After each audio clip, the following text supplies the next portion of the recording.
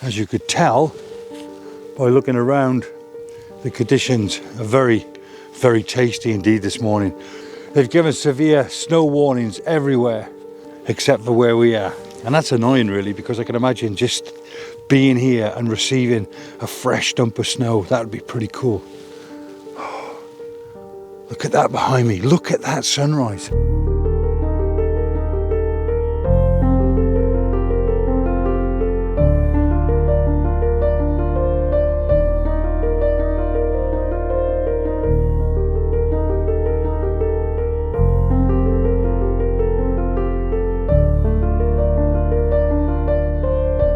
Quite a nice composition. I'm shooting directly into the sun. I'm utilizing the 3 birch trees on the bottom left hand side of the frame and the sun top right hand side of the frame. Everything's balanced out quite nice and it's pretty cool. But look, let me give you a couple of pointers about shooting images into the sun. Some people struggle taking pictures directly into the sun when you needn't struggle at all. It's quite a simple process. So let me just explain my workflow. First of all, composition. Next, I found an exposure that's midway. Sky slightly overexposed, the floor slightly underexposed, but then I've bracketed. So now I'm shooting 3 images, 1 2 stops under, 1 2 stops over. So that way it'll take care of a nice bright foreground and a nice dark sky, and then I can combine those images in post-production. When you shoot directly into the sun, if you want that starburst, I recommend closing your aperture as much as you can. At the moment I'm shooting this at f32. Most lenses are more than likely just to close to f22. That's fine. As long as you close that aperture up, remember, the bigger the number, the smaller the hole. So as your aperture closes up and up and up, the smaller your aperture gets, the more likely you are to receive a starburst. That's to do with the quality of your lens as well, but don't get into that at the moment. Just close that aperture right up. Okay, so close my aperture right up. I found a perfect exposure.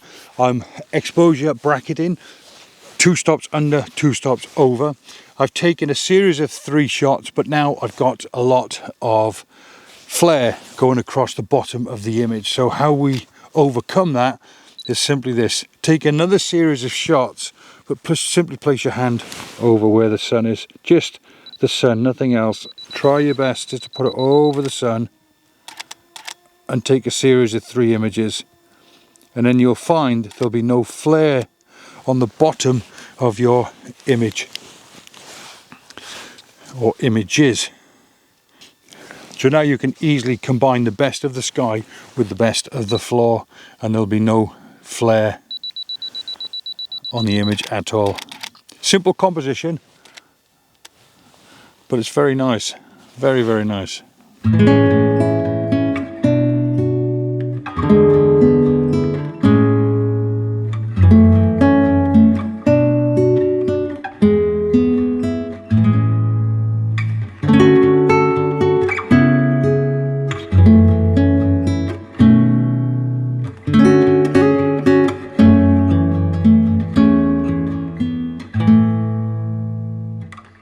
Right, back to the A1 position, and there's a particular shot I want to get here, and this at the moment is looking pretty special. Wow, this is going to be so tricky now because I want to put myself in the image, and I'm not sure if I can if I can make it there in 10 seconds. Right, let me first of all get set up quickly, because hurry up Gary, quick, hang on. I've got 10 seconds to run to there.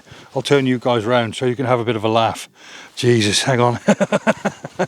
This is looking pretty impressive. I'm just going to very quickly take a picture because that light at the moment is gorgeous, but I've got to stand up on top of that rock there.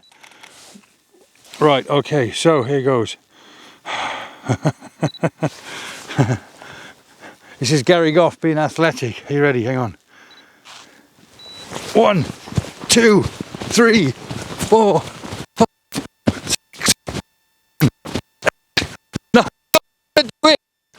I'm gonna do it.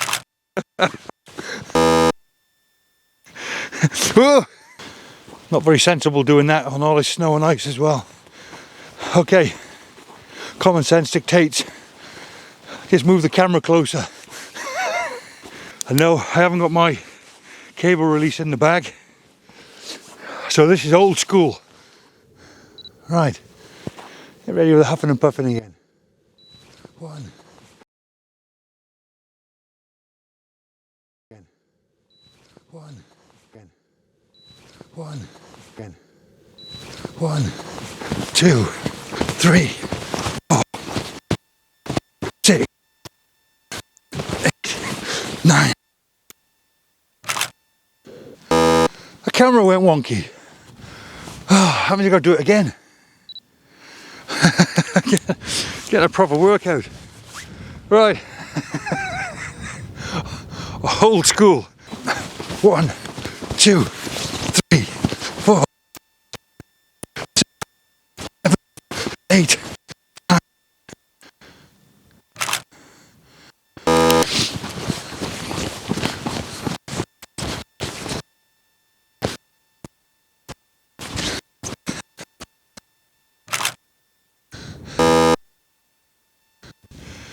I've got my shot, I think. To be fair, it's a fantastic shot even without me in it. I just thought I'd put myself in it for a bit of fun. But either way, I've got that shot and I'm quite happy with that shot directly into the sun as well. So what I'm going to do now is venture off in search of some oddball, quirky looking trees to see if I can take any half decent pictures of them. I've got Mikey Swales and Mali to thank for bringing me up here, and especially Mikey Swales for showing us the trees that hopefully I'm about to go and do some justice to with my camera.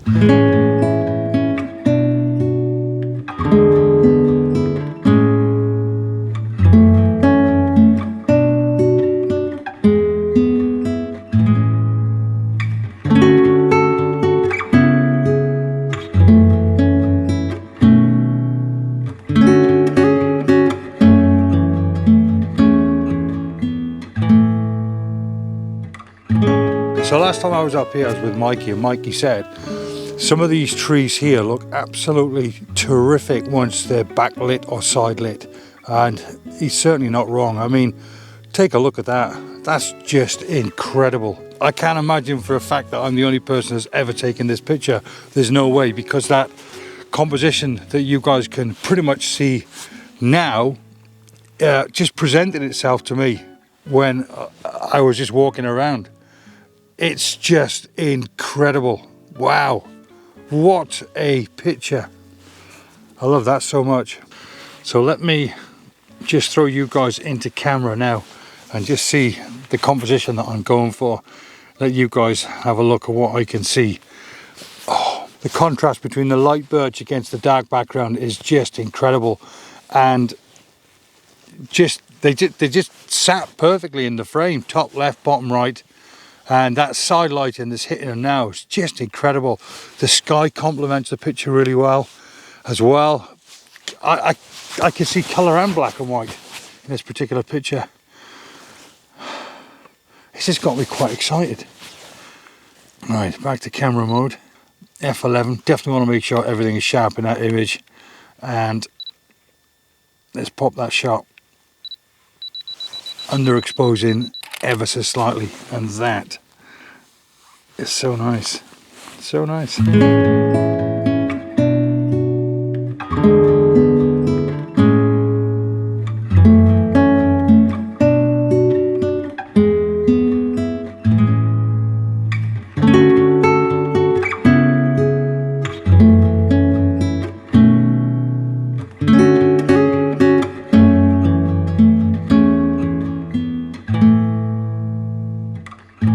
Now I like the look of these two trees here, and I'm guessing every man and his dog has photographed them just because of their location and because of their grandeur.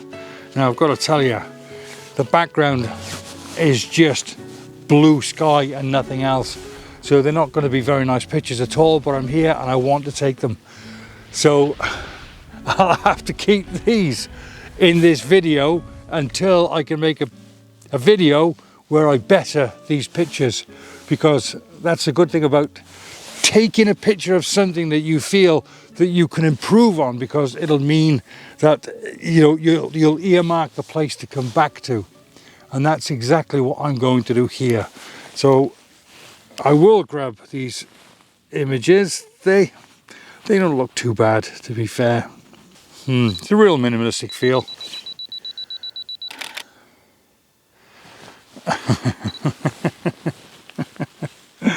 The thing is, I cannot pull myself away from here without taking the said picture, and I'm taking the picture knowing that it's just not good at all.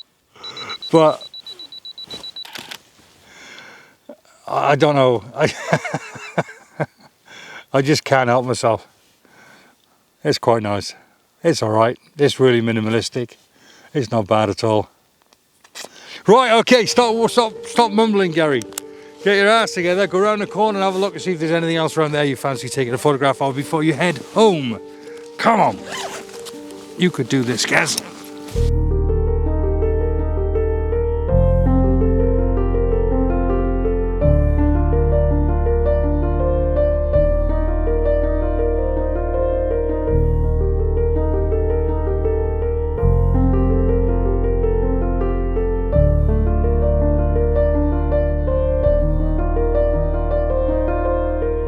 Found my favourite by far, which is this tree here. Wow, this is really cool. Oh no. It was cool a second ago when it was being backlit, or side lit should I say. That sun will come back up again. Let's get you guys in camera so you could see what I'm looking at. This tree here against that background looks dish delish. That looks really nice. I'm not sure about the tree there, or the tops of that tree just there. I'll probably get rid of them, but I like that real minimalistic feel. There's a cool looking tree. It's a shame I couldn't go further back. If I went further back, I would compress, bring that background closer to that tree, because what you can't see there, if I could zoom in a bit closer, is the background looks terrific. But even with this 70 to 200mm lens on, it's getting a little lost. Now bear in mind the lighting conditions that I'm working in at the moment, which is pretty much daylight and nothing else, and yet that still looks nice. Can you imagine what that would look like with mist around it? Whoa, what a fantastic tree. This is definitely one I'm going to earmark and come back for, because that is stunning. One thing I don't like is the tree is above the cloud line. Oh, I know we moan at lots of things, but that's a real shame. With a little bit of effort, I've managed to come further back and zoom in more. Now I've done that, you could clearly see the background is a lot more dominant in the frame. Now, my way of thinking is that little bit of extra work that I just put in could be enough to make the difference between either a good picture or a bad picture, or more importantly, a picture that nobody else has. Now, I know I only climbed up here, it's not the end of the world, but if I make that little effort and nobody else does, I'll have an image from this very area that nobody else will have. Now, that's only relevant if it's a good picture. So it's catch-22. The thing is, I don't know if it's a good picture yet until I take it and look at it in the cold light of day on the big screen. Now, I was stood here waiting for the sun to come out because the sun went behind the clouds. Now it's come out. I'm going to very quickly grab this picture.